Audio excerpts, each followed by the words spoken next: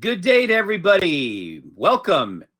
HPCC Systems presents our 2020 Community Day ECL workshop, and this is hour number 3, Mastering the Relational, ROXIE and Regressive Realms with ECL. My name is Bob Foreman, and today we're going to enter hour 3, the regressive realm of machine learning with ECL.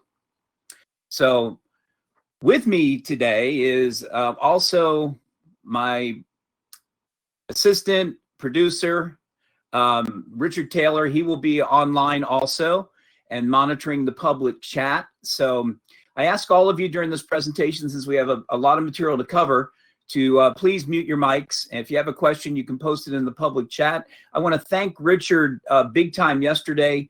As I was presenting my material, there was questions coming in and Richard was just intercepting them and answering them during the course of the event. So it went very, very smoothly like that. For that, I thank you. Richard Taylor, as you know, is our head guru of ECL and the ECL training effort. Also the author of the definitive HPCC systems book, available only on Amazon. So I don't know if any of you knew that, but we do have a HPCC book that's external to our internal documentation that Richard has worked very hard, a labor of love over the past few months, and he's finished the part 1 book on HPCC, part 1 of a trilogy that he's planning to do, where he's now working on the ETL aspect of ECL, and then eventually I believe he's going to be then talking about the data delivery end of things with ROXIE. But anyway, I wanted a shameless plug for Richard's book, and I see there's a couple messages in the public chat already. Let's see what we've got here. There's Richard. He posted the link to his book, which I clicked on by mistake. All right, there I'm back over again. Good, very good, Richard. The link works. So also, I'm going to go ahead and stop my camera so that the slide is in its full format. And for those of you that are getting to the workshop right now and you don't see anything except my face, there's a slide presentation. There's a TV icon in the, let's see if I can do this right, in the lower right-hand corner of your screen. So over there, in the lower right-hand corner of your screen, there's an icon there you can click on, and then it will explode the presentation, and then you'll be able to see what I'm discussing. All right, so without further ado, I'm going to stop sharing my webcam, and let me be your guide through the regressive realm. So in this section, on hour 1, oh, and a quick announcement about hour 1, we are going to be replaying hour 1 tomorrow at 9 a.m. the same time, and we will have 2 workshop rooms open. Both of them have 150 user limit, so if you couldn't get in or if you got in on Monday and then you were there for the lockup, we'll have both rooms open on Friday so that there'll be plenty of room for people to come in. And we'll wrap up the hour 1 that we started, and it's going to be a good one now, because I'll be able to focus a lot more on some of the cool aspects of the relational realm, talking about relational queries, and then we'll also take a journey through normalization. So, and our plenary session will have a reminder for that again for that workshop. So for this hour, we're going to be talking about a quick introduction to machine learning, then using machine learning with HPCC, and then a walkthrough of a machine learning tutorial that focuses on one of our popular bundles called Learning Trees, hence the nice little graphic that we have here, a walk through the random forest. So here we go. So I first want to give acknowledgments out to both Roger Dev and Lily Zhu, who have been just so helpful in my journey through learning machine learning. And as a result, we have a machine learning course that I'll be mentioning at the end of this presentation, where we now have lessons on a variety of different aspects of the ECL machine learning bundles, everything from linear regression up to the GNN. So lots of this stuff from these slides is stuff that actually Roger Dev talked about last year and maybe even the year before. And this is just kind of a refresher for everybody. Some of you that don't know anything about machine learning, some of you that are further along in the journey, this is just a kind of a quick refresher of the terminology. So actually, machine learning, the definition in Wikipedia, well, you know, I look at machine learning as, you know, teaching a computer to perform tasks without explicit instructions, relying on patterns and inference. And actually, there was a show on Fox a couple of nights ago that I DVR'd called Next, which was about artificial intelligence. And I said, well, I better not watch that before I do this presentation because I might get a little skittish with that. Anyway, in ECL, we have three categories of machine learning: supervised, which is the most common type, where the user is always interacting with the algorithm back and forth to modify the target output pattern. We have unsupervised learning, which apparently, you know, the computer, the machine is supposed to run on its own, but of course we have to give it a starting point there. There is a little bit of supervision, as Roger Dev told me, and we were discussing that the other day, but it's a lot less supervised than supervised learning.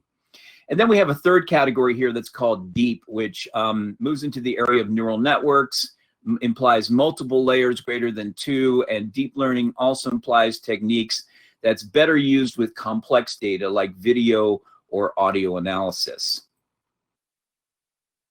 All right, so everybody that's looked at and seen ECL knows a typical record structure has fields and so on. And the terminology here in machine learning, we picked some fields to be our independent variables. And I'm going to use the word variable. I know Richard throws things at me when I say that in ECL, but in the machine learning, it's okay to talk about the term variables. Fields in independent data are also known as the features of the machine learning model. And what we're looking for then is the dependent variable, the target that we're looking for. So once again, you have input data, if you want to call it, the independent variables that is going to determine the outcome, which is the dependent variables. Together, they're known as the training set. The encapsulated learning algorithm is known as the model. And each model represents a hypothesis regarding the relationship of the independent to dependent variables. And again, the hallmark of machine learning is its ability to make generalizations. All right, so this is an example that Roger showed a couple of years ago. He talked about trees in a forest, and he said, well, height, diameter, altitude, rainfall can be independent variables, and the age is the dependent variable that we are going to be predicting. And of course, a good tip is to always pick independent variables that are easily verified. For example, it's easy to verify the height of a tree and the diameter of a tree and the altitude where it's planted and the amount of rainfall at that particular altitude. But it's hard to predict the age because in many cases you have to cut open the tree and count the rings around the tree. So that is a good candidate for our dependent variable because age is something that we'd like to predict based on these other factors that are applied to the model. All right, so in machine learning, we basically have two types of models. Now, remember, I called this the regressive realm, and so we're going to focus on regression today and talk about that. But regression is also known as quantitative model type, which means that it's more of a numerical calculation, very, very simply stated. The second type of model is called qualitative, which also links to classification. And this determines a class of, well, for example, a species of a tree, an elm, an oak, a maple tree. How would I put this? Let's say the type of a student, whether they're an advanced student or a mid-level student or a student maybe with special needs. So those are called classification. Or regression is definitely a numerical calculation and can be formulatic like that mathematically to determine this type of input times this type of coefficient will give you that type of result.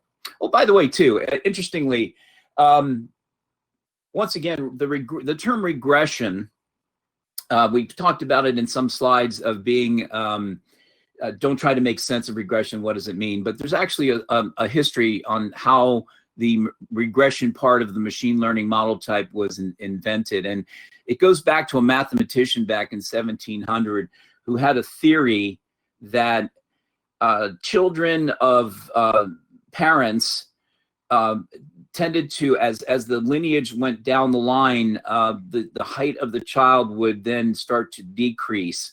And so as you went down the line, the height of the child would regress. And of course, his hypothesis proved to be wrong, but the term kind of regression kind of stuck around. That's where the term regression comes from. But then also you can talk about models in terms of linear and tree models, where a linear model is taking a field value times a particular coefficient plus another field value and its coefficient and so on to achieve a threshold that we're measuring against, where a tree model is more of decision making. So if the height is greater than 50, let's go over to this leaf. And then if the rainfall is greater than 11 inches, let's go over to this leaf. And then the age of, this concludes that at the end of our leaf, that the age of this tree could be 65.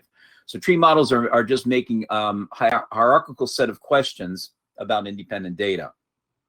Other models are difficult to explain or visualize, as you well know, like GNN and others, the recursive neural networks and so on. Therefore, they're not considered explanatory. All right, so in summary, that's it. That's really all I want to talk about with the introduction to machine learning. So the terminology will make sense as we get into the ECL code. Hey, I know for a fact machine learning is fun and easy. And I, again, want to thank the development team of the machine learning bundles in making that easy. Installing a bundle is fairly trivial, fairly easy to do. And once you've got the bundle installed, it is packed with all kinds of examples and sample data sets, and you can run some sample predictions, and then start to think about some of your own data that you might want to apply to one of these machine learning algorithms, and that's, or machine learning bundles. And that's the big thing, is that's how you really learn, is after you run the examples, then you try it on your own piece of data, and that's where you start to gain focus of that bundle and mastery of that bundle, and then start to move on to other bundles in the machine learning realm. So there's good insights, identify possibilities for adding value. Machine learning is fun and easy, and there's the happy robot, of course. And then, of course, Roger, in one of his presentations, was talking about the robot with the death rays, that machine learning can also sometimes cause well, wrong results or inaccurate results or misleading predictions. So you must be careful with that. So all kinds of things can cause this. You can ask bad questions about your machine learning algorithm. You can have bad data. And my goodness, I'm going to tell you right now that that's probably 90% of the work that I did was making sure my data was correct before I applied it to the model. So cleaning the data, making sure the data is valid, making sure that you've got everything in the row correctly. I'll give you an example, just a real quick one. Linear regression, when I was working with that one, learning trees, you have an ID field that really doesn't need to be sequential, it just has to be unique. But in linear regression, certainly when you were applying the model to linear regression, your IDs not only need to be unique, but also need to be sequential. So there's little things like that. If you miss something in a step, then you can come out with incorrect values, and you think you're doing something incorrectly, but it was just a matter of the data coming in that was determining your outcome. Sometimes the data is incomplete. Sometimes 100 records is enough to prove a model, but sometimes 1,000,000 records is not enough. So you have to make sure that you have a definitive sample. And a big mistake that people make sometimes is they run through all the bundles with one set of data, and then they look, they get a really good result on one of the model types, and then they say, well, that's the one I want to use. But really, that could be deceiving. What you've just done is you fitted the model to the data instead of fitting the data to the model. And so it's always good to have different sets of data, have a training data set, have a test data set, and then continually apply that and test it to get accurate results. We talk about a term called overfitting, where sometimes your model may be too limited, so that then if you have new data coming in, it has hard time making predictions. And there's other things there that is also talked about on our blog website for on the HPCC Systems website. My biggest advice on this slide to all of you is always find a mentor, a data scientist that's nearby who can give you advice before applying any machine learning model to any type of production activity. And again, I have to thank Roger Dev again for helping me through as I was developing the training lessons. When I discovered things that were kind of quirky and weren't coming out as I predicted, you know, Roger helped me explain some of the things that I needed to do and tweak, and that was very, very helpful in my own journey through the realm. All right, so here's a quick overview. Now, I know that Lily Zhu had a presentation on Monday, and there's been other presentations on machine learning throughout this week about the new bundles that are coming out. I'm just going to focus right now that of the bundles that are available for download on the HPCC Systems website. Although there are new bundles on GitHub, things like the pre-processing bundle and advancements in the GNN bundle and so on, that are also now getting to the forefront and getting ready. But right now, I just want to kind of focus on the stuff that's available on the website and discuss those. And then as we move in down the road in the next few months, we'll have all of these other new bundles available for going right now. And of course, you can get to those bundles right now through GitHub directly. So we have three approaches to machine learning. Of course, there's an experimental bundle that's out there that's called ECL-ML that's on GitHub. You have to be logged into GitHub because it's a private repository. It used to be private. So if you go under the public, you may not be able to see it. But if you log into the GitHub and then you search for ECL-ML, this is where all of the work is going on. And at the time I put the slide together, one of the projects they were working on was gradient boosted trees. And there's more projects that are contained in that one. So if you want to be on the cutting edge of and some of the beta stuff that's going on, that's in that particular experimental bundle. Now, of course, if you are a Python or R guru, you've got a little background knowledge there and you're good. And sometimes you have no choice. Like in the GNN bundle, you need to know a little bit of Python to be able to interface with the Google TensorFlow. So thank the stars that we have ECL with the embed structure that allows you to embed Python, allows you to embed R, so that you can access various different other external ML platforms like the scikit in Python and TensorFlow and various R packages. And then finally, we have our production bundles, which are fully supported, validation tested, ready to run. Once you get them installed, they have examples that always work, and you have data sets, test data sets that you can play with, and they are good to go. So I encourage all of you to get started. And the one we're going to get started with in this example is going to be our learning trees. So here's some of the bundles available. I will go through these very quickly. We have the ML Core, which nearly all bundles are required. You need to install that bundle first. Also, some bundles require Parallel Block Basic Linear Algebra Subsystem, or better known as PB BLAS. And then we have linear regression, which is kind of the hello world of machine learning. If you want to get started with machine learning, linear regression is kind of the cool one, because how many of you in mathematics remember the slope of a line? Y equals mx plus b. So linear regression kind of models itself on that concept, where you have a whole bunch of points, data points scattered around the graph, and then linear regression looks for that middle line there, that middle result there that gives you the average of all of the points that are scattered around. So again, it's allows for multiple dependent variables, et cetera, et cetera. Logistic regression is more of a classification type. Again, basic regression type of, but it's called regression, but don't let the name fool you. It's focusing on classification. It uses the softmax libraries, open source libraries, allows again for multiple dependent variables, multiple predictions. Support vector machines. This was developed by AT&T, and then there was the VC group, and I always get their names wrong. So there's the VC theory that was based on this. So this was a popular, very robust type of machine learning. It supports classification or regression, uses the libsvm library under the hood. It's appropriate for only moderate-sized data sets. So large data sets, they say, kind of steer away from that. Automatic parallelized grid search. We have a general linear model, so that if you're not getting good results on linear regression or logistic regression, you can then jump up into GLM and try one of these other types of algorithms, binomial, quasi-binomial, and so on, to see if you're getting any better results. All right, so GLM is also available. Then we have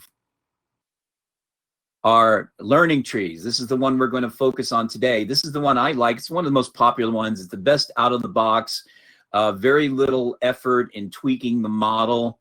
It's good for large data sets. It supports large dependent variables, multiple dependent variables. And again, they're working on other versions of learning trees, decision trees, and gradient boosted trees. If it's not ready already, I probably might have missed that if Lily mentioned that in her talk. GNN, you know about that one. My good friend and colleague, Robbie Kennedy, who's been our intern, he's done a lot of work on GNN. I do have a couple of lessons out there on my online course. Robbie's been working with using the TensorFlow with the graphical processing units. And again, it's a kind of a deep system to get involved with. You've got to know a little bit of Python. You've got to, again, the installs are kind of tricky too. You've got to make sure you've got TensorFlow installed in your cluster. I've got some, in my online lessons, I've got some tips on how to do that. Actually, one of my first experiments was working with GNN with my HPCC VM. And I installed TensorFlow on my VM, and I had to up the memory capabilities of my VM to handle the TensorFlow bundle. All right, so then we have our unsupervised learning, K-means, dbScan, which is a scalable parallel dbScan, density-based spatial clustering of applications with noise. I do have 2 lessons that are out there in the online learning machine learning course. And another one that's been getting popularity, we had an intern working with text vectors. He was doing some great work. This is kind of cool because it takes textual data and it makes it mathematical. And so it relates words by numbers, and then those relationships can even be applied to other machine learning models once you've got the vectors into a numerical format. All right, so that's my quick run through of the bundles. Like I said, very quick. You can go out to the HPCC website and look at the documentation for all of these bundles and download them and try them. So now we're going to focus in this remainder of this workshop on a machine learning tutorial, and I've chosen the random forest. And why? Well, once again, it's one of the easiest to use to get your feet wet into machine learning. It takes very little assumption about the data's distribution or its relationships. It can handle large numbers of records, nonlinear and discontinuous relationships. Always works well with the default parameters and without any significant tuning. I did tune it somewhat, and you're going to see that in my code example. It scales well in HPCC systems, of course, and its prediction accuracy is competitive with the best state-of-the-art algorithms. Win, win, win, win, win. Learning trees is always a good algorithm to get started with in machine learning. And again, well, what's behind learning trees? Random forests are based on decision trees. This is just discussion of what it does. It asks a series of hierarchical questions about the data. It splits the data into smaller groups and leaves until you have a similar result value. Now, when you ask the same set of questions, it's going to go out through those same leaves and return the answer that is representative of the leaf into which it falls. So there's separate and diverse decision trees and the average of the results across the forest. Also, by doing this, it has the ability to filter out noise. Noise is kind of data that goes outside. They're outliers. Everybody in LexisNexis knows what the word outlier means. Is when you get a set of data that is beyond what you were expecting. And sometimes that in machine learning, we call that noise, and it can affect our predictive results. So the good thing about learning trees is learning trees has a tendency to mute that noise and cancels out that noise because of the aggregation across multiple trees. So that's kind of cool. All right, so let's see here. All right.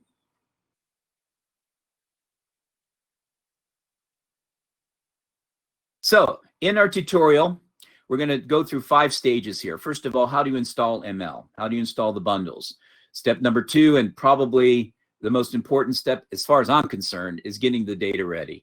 Once you get the data ready, and once you've got a little bit of background about the model, the rest of this then is literally just applying that good data into training the model, assessing its performance, and then making new predictions. And you can kind of have this as a guideline to every bundle. There's a couple of exceptions. There's a couple of exceptions in the bundle where sometimes you there may not be a predict function that's in like one of the unsupervised learning bundles. But for the most part, this is true. After you've installed the bundle, the preparation of the data is paramount. All right, so here's how you get started. We get started with installing the bundle. I'm going to show you real quickly where all of this lives. You've got this, to get learning trees working, you have 2 bundles that you need to install. You need to install the ML core, and you need to install the learning tree. Now, I want to thank Jim DeFabia. Jim, I know that you're out there, so I want to give a shout out to you. Jim was actually working around with the machine learning bundles yesterday, and he discovered that there was a glitch in versions above 7.10. He installed his bundles using 7.10.12. So he mentioned that that any, like, I think 7.12 itself, instead of 7.10, was causing problems on his bundle install. So there is an issue that's already logged with that. So I advise all of you to work with the 7.10 or less to install your bundle. And I'm going to go ahead to share my screen here very quickly, and let's see if I can get to, well, let's see if I still have, hopefully I still have that open. Well, let me cancel that for a minute. Let me go ahead and open up my window here. Now let's see if I can share what I was going to tell you about.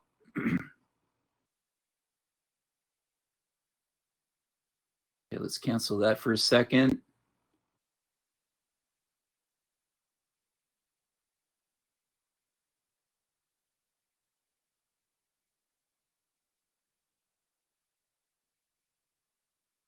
All right.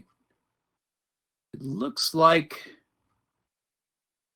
I had my, let's see, maybe I have to have the window open. Let me just try that real quick. Sorry about this. Let me just very quickly, there you are. All right, I was just trying to get to my file explorer.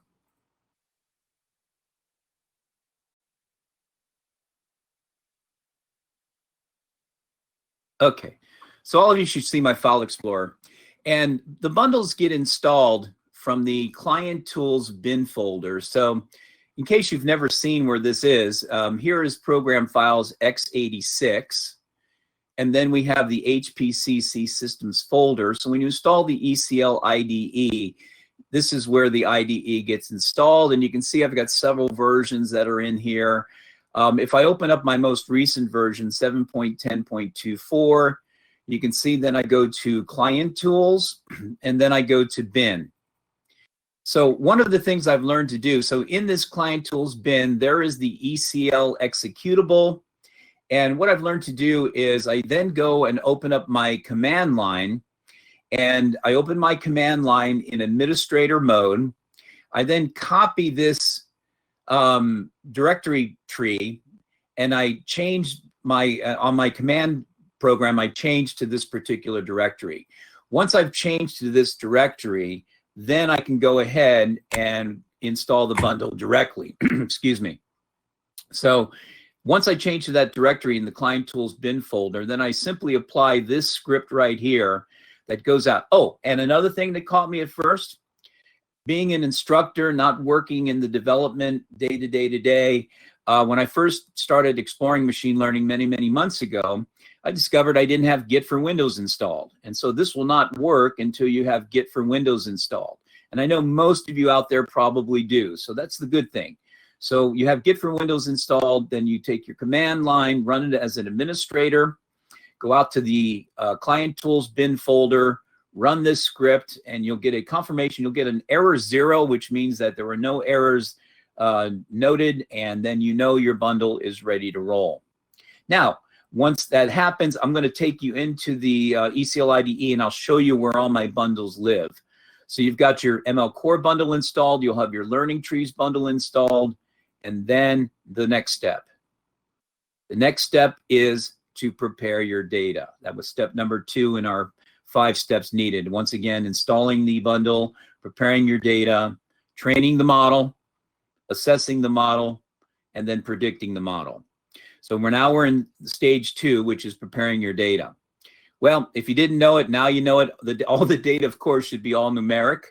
Machine learning doesn't do so well with strings. If you've got string data that you want to train, then you normally would change that string data into some kind of a numeric format. Also, the first field of your record structure that you're going to be using should be a unique identifier of the record. And the first step then is to segregate your data into a training set and a testing set using, well, a random sample. And by using a random sample, you'll get a better result of your training model.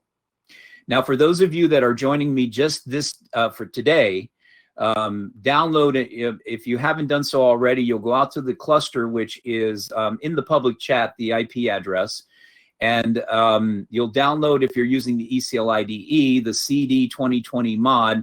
And there's also a COM Day 2020. I've got that wrong here. It's for the people using VS Code.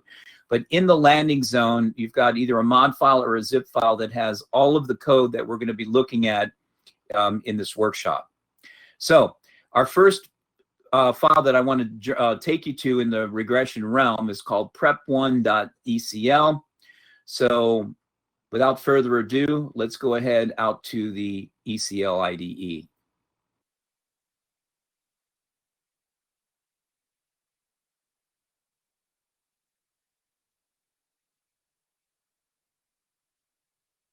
And there we are. All right, let me go ahead and close off this guy right here.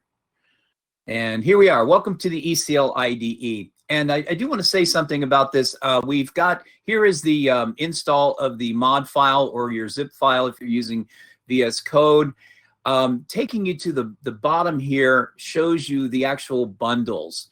So if you've never seen these bundles before, they're kind of cool because I really like the way they've got this structured. These ECL files that are in the core folder of bundles tell you what you have installed. So you can see I've got a visualizer bundle. I've got my ML Core bundles installed. My PB Blast is installed. There's Learning Trees. That's the one we're going to be working with today. As you then want to dive into each bundle, you'll see, like for Learning Trees, there is a version folder, and then under the version folder, you've got your test data sets that you can work with and test programs that work on that data set. Also, what they've done, these wonderful developers that worked on the machine learning bundles, to verify their accuracy, they actually ran Python as well. And they ran the Python equivalent of Learning Trees and compared it with their data sets and verified that the results are exactly the same. So that was helping them validate the ECL that was behind the scenes. And yes, nearly all of these bundles are written solely in ECL. And if they're not using ECL, then they access and embed to an external language, what the embed itself is using ECL. So here's your bundles. And so your bundles are installed always on the, in my repository, it's the bottom folder. And so you can just verify that you're ready to roll with that. So in my regression realm, my regression folder, I've got several files here I'm going to talk about today. I also moved my property data set, and that was the theme of this workshop, 3-day workshop, is we took the property file on day 1 and we related it. And then on day 2, we delivered it to the customer. And on day 3, we're now analyzing it using machine learning. So here is the standard, the original data that was coming in. And I looked at it and I said, you know, this would be a good candidate for machine learning. And furthermore, how about predicting the price of the house? So if I know what year it was acquired and the square footage of the house and the square feet of the house and the bedrooms, number of bathrooms and so on, the year it was originally built, with all of this numeric data coming in, I think, can I give myself an accurate prediction of the price of the house?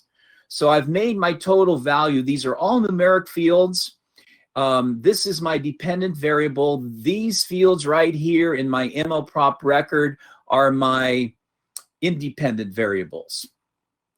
And also I'll show you at the end of this workshop, I added a work item ID to demonstrate the Myriad interface. That's the last slide that we're going to be talking about.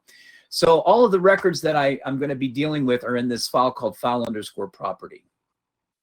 Now we can go to Prep 1. Prep 1 actually takes the original machine learning numerics that I've constructed with the total value and all of the other bathrooms and bedrooms and square footage, and then I add a random number here. And I'm doing a simple project, and I'm applying a random number, which I'm then going to sort, and then I'm going to take the first 5,000 records of that sort result, and I'm going to take that and put it into my training data, and then I'm going to take the next 200 records and put it into a test data set. Now, the other thing I discovered, the first time I did this, I did not have this guy in here.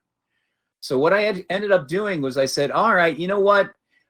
In order for me to get the best results I can with learning trees, I'm going to make sure that I'm working with some clean property records. So all I did was just validate that I had a valid square footage, a valid living square feet, valid year bill, and so on. Any record that was 0 was going to throw noise into my results, so I wanted to throw that out. And the interesting thing about this is you'll see that in my prep data, here's prep 01. Here is the property data that's been cleaned. So you've got the property ID, you've got the random number out here, you've got the total value, that's the dependent value, and here are all my independent values. Also, I got a count of that. How many records do I have to work with? Oh yeah, good enough. Almost 600,000 property records that are clean. That's going to give me a good result. But right now, just for the start, I'm going to take the first 5,000 for my training set, and then I'm going to take the next 2,000 for a test data set. All right, so that's step number 1. Step number 1 is preparing the data, cleaning the data, getting it ready for well, now getting ready for the machine learning model. So the next step is convert O2. Convert O2 will now take the training data that I've created, the test data that I created. And by the way, back in Prep 1, once I used that random number to get my training and test data set, I then did another project to throw out that random number. I don't need it anymore. It was just used to give me a good random sampling of my property data so I can get a fair model, fair training model, and a fair assessment. So I threw the random number out, and here it is, folks, machine learning core. This is it. What this is going to do, it's going to take your ECL record structure and convert it into an inverted table, a field-based table, where you take the training data. The output of this is going to be a definition that you can then reuse in your model training. So I've got my training data and I've got my test data built from the clean data that came in from Prep 1. Now, now we need to tell the machine learning training set and test set, which part of that is going to be the independent fields and which part is going to be the dependent field. So really, this is all that's doing here. We're taking now the result of my training data and my test data, and we're splitting it up even further now. We're taking the chunk of this into an independent set of values, looking for only the field numbers that are less than 10. So once again, what this is doing in the to field is you're going to have a record structure, and I'm going to show you this in just a moment. But it's going to take the record structure, it's going to give you the record ID, the unique record ID, it's going to give you the field number, and then it's going to give you the value of that field number and a work item ID. In this case, the work item ID is 1. I'm only doing one training model. So there's essentially 4 fields that are important in the result of this to field. Once again, the unique record ID, the value of the field number, and then the work item ID. So we're dividing this now into the independent data is all my fields less than 10, which are the first 9, excluding the ID. And then the dependent data is field number 10, which was our total value field. And by the way, I don't have to do this, but I'm just making this dependent field number 1. So I'm just renumbering the field into my dependent set. Reason that is because it does support multiple dependent fields. And so you might have a number 10 and you might have a different number field. So you can just sequentially number them and just make it easier in your result rendering. So that's the conversion. Now I've got 4 inputs to my training model. All right, so let's stop sharing for just a moment. I'll go back to the slide real quick. And now let's take a look at where we're at. Well, this section here is just telling you the importance of preparing your data. Also, I found that if I'm not sure exactly of what I'm working with, sometimes data patterns can be very important in analyzing your data and finding out what your outliers are, what your profiling patterns, uniqueness, cardinality, and so on. So I threw these slides in just to show you other tools that are available. And by the way, data patterns was also a bundle, but is now part of the standard function library. So there's an std.datapatterns.profile that you now can use directly in ECL. All right, so here we went through the conversion of converting our dependent and independent data into a format that is now supported by the model. So we separated the independent fields from the dependent fields. We did the same thing for the test data. And now the magic begins. Now we're going to go back over to the ECL IDE, and we'll talk about the regression. And just for fun, I did classification just to show you what happens there. And well, let's just go ahead and let me share my screen here and show you the result. This is real cool. I really love just how this is how it all fits together. I'm like a little kid with a new Lego set. All right, so the next step, I created a BWR file called Training Regression 03. And always the first step, once you've got your data converted and ready to roll, the first step is to instantiate the model. So we're going to be looking at regression forest. This is step number 1. We created a definition called myLearner R for regression. We then apply myLearner R, and we get the model, passing it the independent training as the first parameter and the dependent training data as our second parameter. This builds the model, my model R, and then we can apply the prediction to this model. So step number 3, we apply my model R. So you see how everything just kind of cascades. And once again, we apply to the prediction the independent test data. So remember, here it is. The training data was training the model. The test data now is going to predict how accurate the model was. After we run the prediction, then we're going to call the analysis. and look at directly the accuracy of our result, the accuracy of our predicted, which was the line right above. And all right, so we can go to that point right there. Now, I discovered later on down the road that the regression forest had a zip field in there. And all the other fields in my regression, being a quantitative model, was good. I mean, I could assume that if you have more bedrooms, more bathrooms, the price of the house might go up. If you have more square footage, the price of the house might go up. If you have, if the year built even, if it's a newer home, the price could go up. So all of those field values, all of those independent variables were quantitative, definitely. But the one field that was bothering me was zip code. And I thought zip code, well, zip code really isn't quantitative, because 99999 doesn't mean the house is going to be the most expensive. And 00034 or something doesn't mean it's going to be cheap. So zip code was more of a categorical field.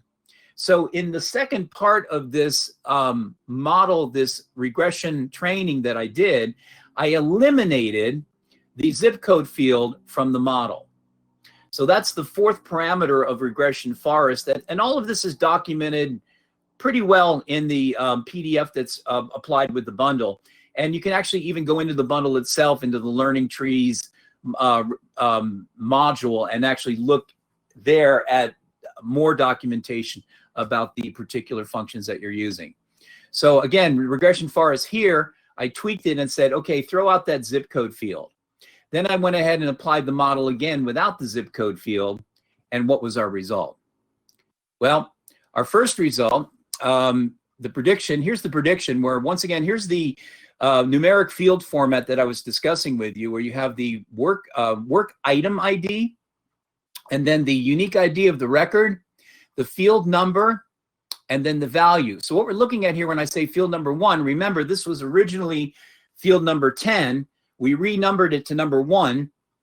And so for this unique ID, the prediction of our house was $51,000. For this unique ID, the prediction was $112,000, and so on. So things are looking okay. And then I say, well, how really accurate was I? So the R2 value here gives you a percentage of accuracy. This is a mean squared error, and then this is a root mean squared error. These numbers are used by the mathematicians to also further analyze it. But the one I look at is the R2. The R2 gives me, I was 85% accurate. Taking the original value of the house and then comparing it with my new prediction, I was 85% accurate. When I removed the zip code, okay, so that 55,000, it dropped down a little bit lower, but they're still in the ballpark as far as the price predictions. Still pretty accurate. And then the second assessment, even higher, 87%. So we went from 85% up to 87%. I think that's right, didn't it? Yeah, 85% with the zip code field, 87% when I threw the zip code field out. So it proved the zip code field was kind of throwing in a little bit of noise that I wasn't really, so it was reducing the accuracy. Pulling the zip code field out made it more accurate. Now, I won't bore you with classification. Classification, as you know, we think about this now, classifying prices, all right? And that was my, we're getting near the end of this. So let me run through this real quickly. The classification here actually gave me some very poor results because this is not a classification exercise. It's kind of ridiculous. Now, if I could classify a house as maybe a mansion, a suburban home, a shack, you know, maybe that would be good for classification. But in this case, it gave me very poor accuracy. I mean, less than 3% accurate. So again, I tried it just to show you what happened here.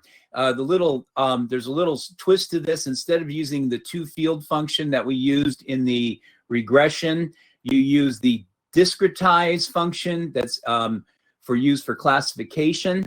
And then you apply, instead of regression forest, you apply classification forest. So the last thing I want to talk to you about real quickly now is that machine learning can also work with multiple models at the same time. And here is your workshop for the day. So the slides just go through what I was just showing you in the code, and you can also use something called the Myriad interface, which is built into every bundle of the machine learning library. And it's a pretty simple thing to do. All you do is you give your results a unique work unit item, unique work item ID. It comes real close to work unit. So don't confuse this with work unit. It's a work item. So here's the lab exercise that you can play with today. Actually taking that code that I provided for you and making changes to the code to add multiple training models. And what we wanted to do here is, how accurate are the prices of homes in Florida? How accurate are the prices in New York? How accurate are the prices in California? So in conclusion, I'm going to go back and show you the Myriad interface in just a minute.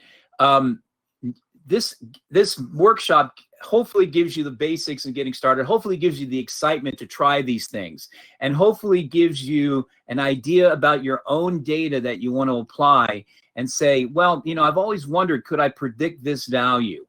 And once again, try learning trees first, then move on to maybe linear regression, give that one a try.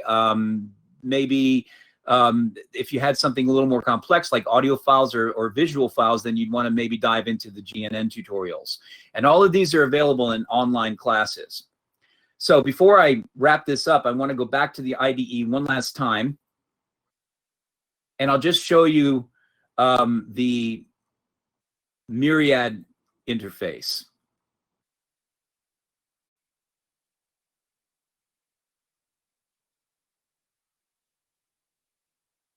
Okay, so all I did with the Myriad interface was I modified my prep data to divide my training set into 3 categories. As you see right here in the project that was doing the clean, all I did also was add a new field called a work item ID. And if the state was California, I made a work item ID of 1. If it was New York, I made a work item ID of 2, and Florida was 3. Otherwise 0, and then I filter out all the work unit IDs that are not equal to 0. So I only keep the states that have California, New York, and Florida. So that was the first step of building the Myriad interface. Then the conversion, of course, also was involving the work unit ID. I had to tell the to-field function which field was the work unit ID. All right, everything else was the same. And then when I finally went ahead and predicted it, there it is. All right, and here it is right here. There's my result. For, was it California, I think I was 80% accurate. For Florida, the prices were 72% accurate. I'm sorry, New York, 72% accurate. And then for Florida, the prices of the homes were 87% accurate. So we get a variation there going from state to state of how accurate my machine learning model was. And that brings me to the end of my workshop. And I just want to thank everybody for listening. And I hope that I've given you some insight into the world of regression and the world of machine learning. And I can now open the floor for questions. Richard, are you there?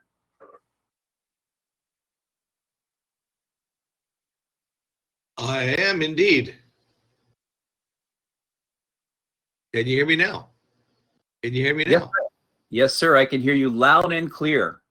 Okay. If anybody's got any questions and you don't have the ability to unmute your mic, just type your question into the public chat. How can we get the slides? Is a question from Alita.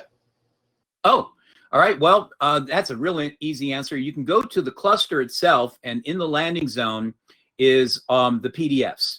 So the PDFs of all the slides are right there in the landing zone with the code examples. So all you have to do is go to the landing zone, select the PDF that you want, and then click download, and it will download it automatically to your machine.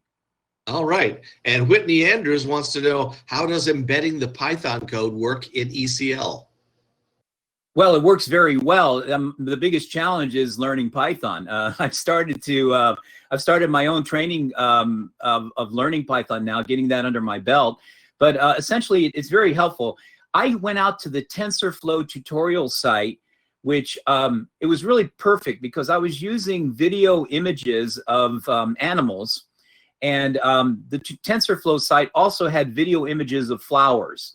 And they showed examples on the right Python code that you would use to train the model. And I pretty much in many cases just copied and pasted it into my GNN example of my ECL bundle. And there was a couple of tweaks there, and a couple of times. It's kind of interesting too, because if there's a Python error, it will throw it, but it will tell you that where exactly it was, and you might be missing a single quote somewhere, or it might maybe the name of it's case sensitive. Python's case sensitive, so on the website they might have had the function like atom as lowercase, and it might be a capital A on the a function called atom. So you know, that was the gist of it. ECL worked great. Once you've got the Python embedded great and you issued it, it worked like a dream. It was very good results. So basically, you just need to use the embed, the standard embed, telling it that you're embedding your Python code, and inside the embed structure, you put your Python code and have fun. Right, the Python string that would then get sent to TensorFlow, and of course your import. You have to make sure your system administrator has Python 3 installed on your cluster. So sometimes you might have to contact them and have them do that for you. Well, Whitney, I hope that answered your question. Any other questions anybody has?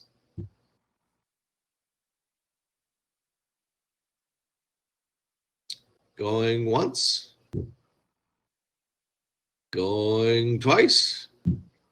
Bob, I think we're done. All right. Well, thank you all so much. I hope to see you all Friday morning. We'll finish up our relational stuff. It's going to be good. A lot of cool queries that I want to tease you a little bit with. So be there tomorrow at 9 o'clock. We'll have our wrap up. And thank you so much. Thanks for your attention. And see you at the rest of the stuff. We'll see you tomorrow morning. Thank you very much. All right. So we're all off to the plenary session now. All right. Thank you.